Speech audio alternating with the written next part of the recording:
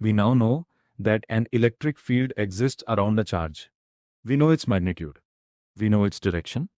But there's one problem. We can't actually see an electric field.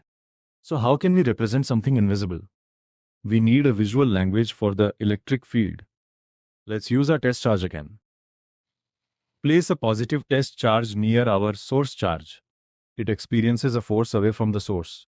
Move it somewhere else, and the force is still directed away. We could repeat this at every point around the charge. And each time, the force tells us the direction of the electric field. Now imagine connecting all of those directions together. We get lines that show us the direction of the electric field. These imaginary lines are called electric field lines.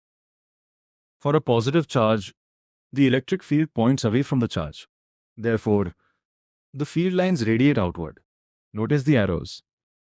They tell the direction in which a positive test charge would move. Now let's change the source charge from positive to negative. A positive test charge would now be attracted toward the negative charge. So the electric field points inward. Therefore, field lines for a negative charge points towards the charge. So here's our first rule.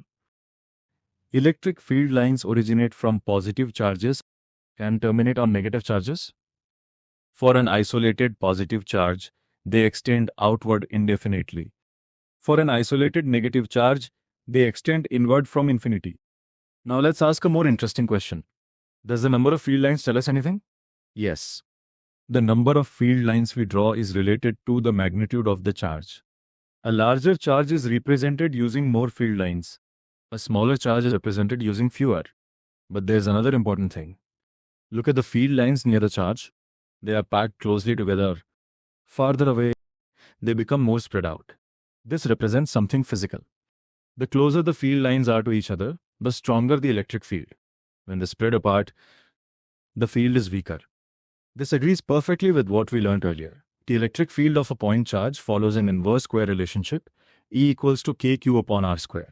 As the distance increases, the field becomes weaker. So the spreading of the field lines is not just a pretty picture. It represents the mathematical behavior of the electric field. There's another rule we need to remember. Electric field lines never intersect each other. Why? Because the electric field at any particular point has one definite direction.